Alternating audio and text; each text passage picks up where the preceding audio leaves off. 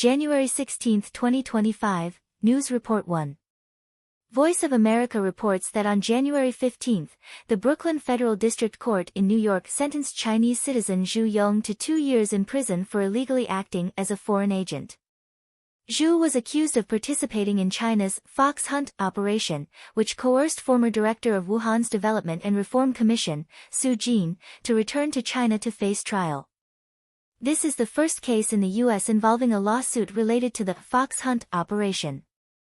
The Fox Hunt operation is an overseas manhunt program initiated by the Chinese police in 2014 under President Xi Jinping.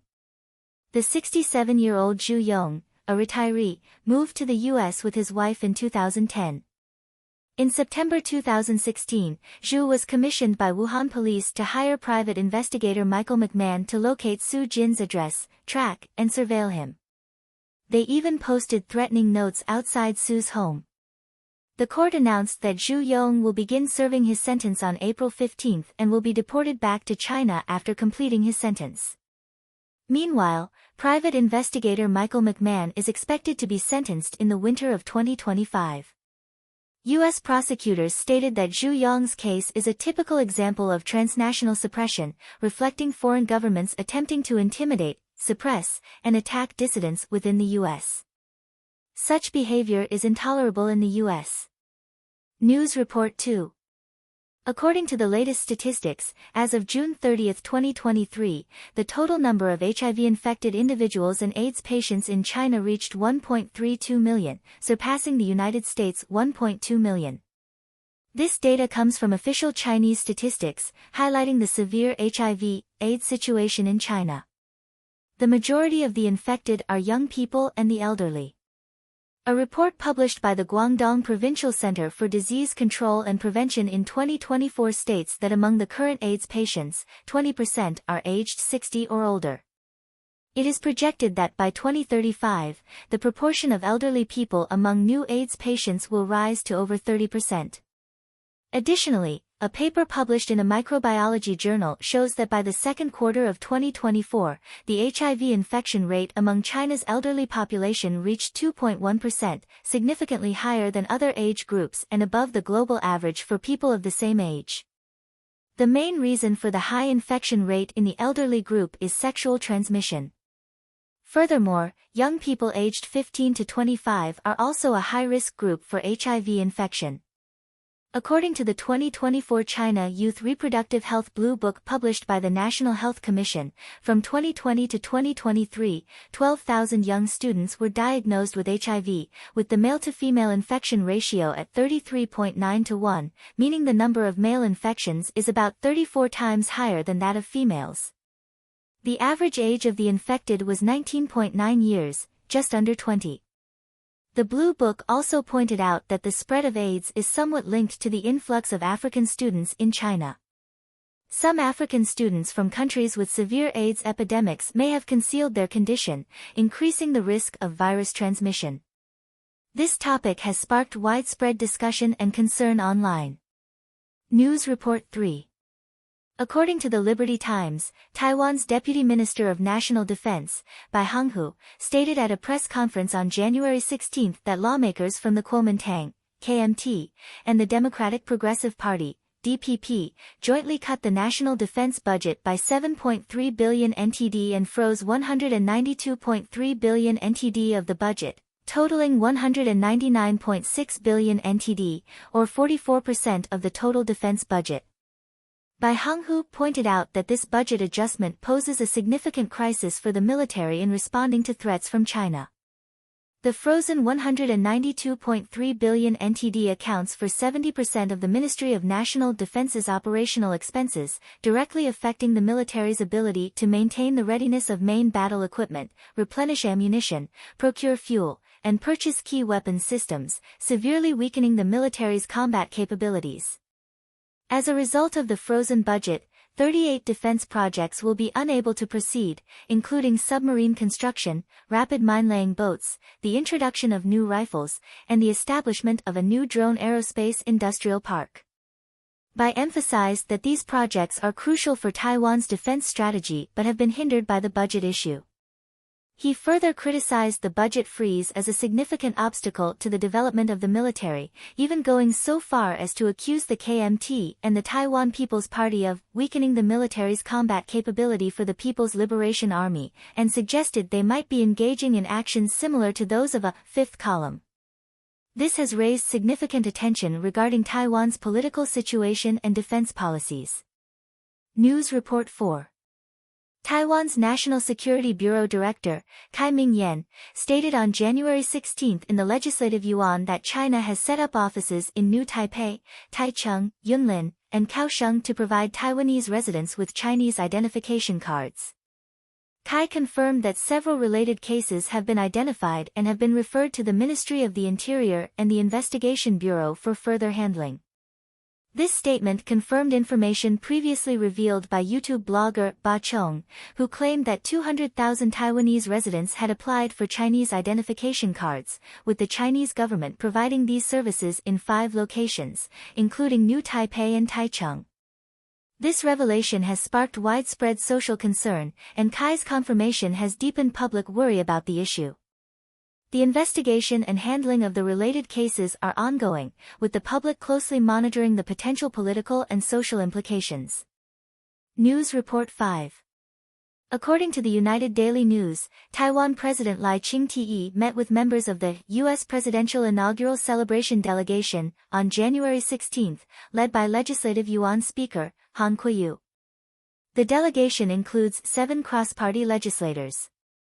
Lai emphasized that despite political competition within Taiwan, the country must unite in foreign affairs and take joint responsibility. He expressed hope that the legislators would work together to deepen Taiwan-U.S. relations and secure the greatest benefit for Taiwan.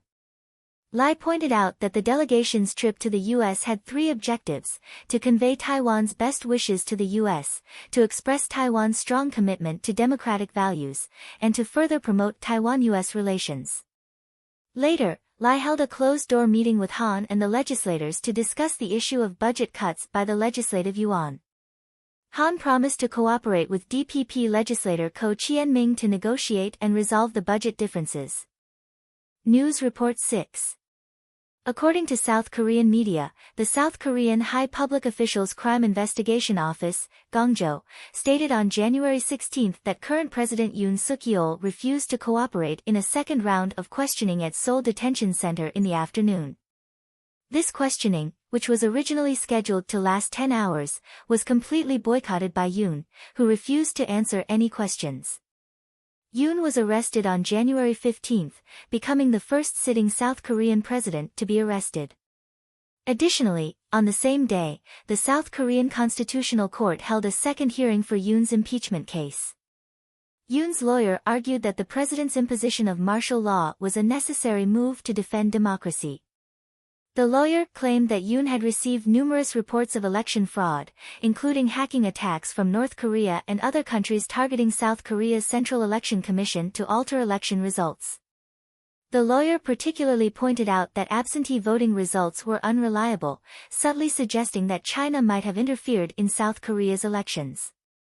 In response to these allegations, the Constitutional Court has approved Yoon's request to investigate and collect evidence from Chinese staff members of the Election Research Institute during the 2020 elections. The matter is still unfolding, drawing international attention. News Report 7. According to the News Daily, Australian Prime Minister Anthony Albanese announced a cabinet reshuffle on January 16 in preparation for the upcoming May elections. The reshuffle involves several significant changes in key positions. Former Labour leader Bill Shorten had his 2 ministerial positions shifted. His roles as Minister for the National Disability Insurance Scheme and Minister for Government Services have been taken over by Minister for Social Services Amanda Rishworth and Minister for Finance Katie Gallagher. Senator Nuala McAllister has been appointed as Minister for Cities and Emergency Management. Senator Malarndirri McCarthy has been appointed as Minister for Indigenous Affairs. The new ministers will officially take office on January 20. The reshuffle aims to improve the government's image and performance in order to win more voter support ahead of the May elections. However, current polling suggests that Albanese's government faces a challenging political climate. According to various polls from December, the chances of retaining a majority in the House of Representatives are nearly zero. The Australian Financial Review poll shows that opposition leader Peter Dutton has surpassed Albanese in overall approval ratings. Analysts believe that if this trend continues, Albanese could lose the prime ministership in the May election, posing a major test for the Labour government. Whether the cabinet reshuffle can reverse voter sentiment remains uncertain. News Report 8. Bloomberg reported on January 16 that the Federal Reserve released its latest economic outlook survey, also known as the Beige Book. The report shows that from November to December 2023, the U.S. economy experienced modest growth, driven by strong holiday sales. At the same time, U.S. consumers are generally optimistic about the economic outlook for 2024. The report noted that prices are rising moderately in most regions, though some regions saw stable or even declining prices. Businesses generally expect continued price increases in 2024 and 2025. The U.S. job market also showed slight growth, with the healthcare industry continuing to create new jobs. However, manufacturing showed relatively stable performance. Some companies, worried about rising tariffs, have shifted their focus to international markets. Meanwhile, due to weak consumer demand, the retail and construction sectors have seen slower growth.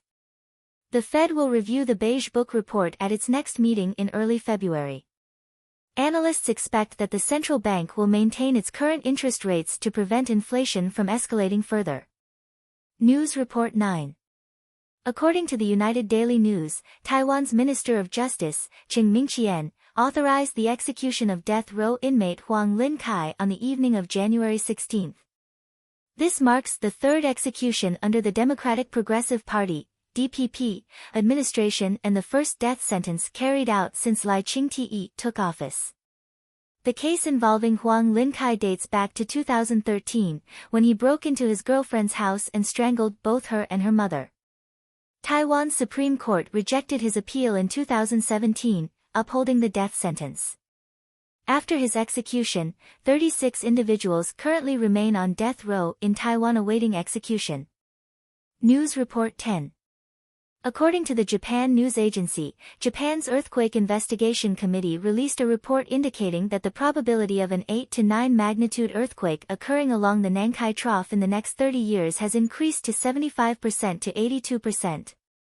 This probability has risen over the past years, from 60% to 70% in 2013, to 70% in 2014, 70% to 80% in 2018, and now continues to climb.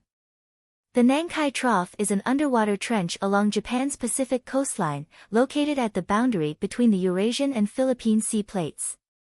Historical records show that major earthquakes occur in the Nankai Trough every 100 to 150 years, with the most recent one in 1946, which had a magnitude of 8.1 and caused around 2,500 deaths and disappearances.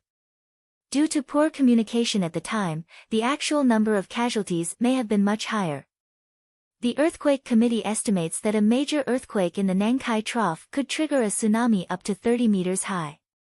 Without proper seismic measures, the death toll could exceed 300,000. The committee's chairman, Naoya Hirata, emphasized that a major earthquake in the Nankai Trough could happen at any time and urged the public to be prepared with proper earthquake-resistant measures.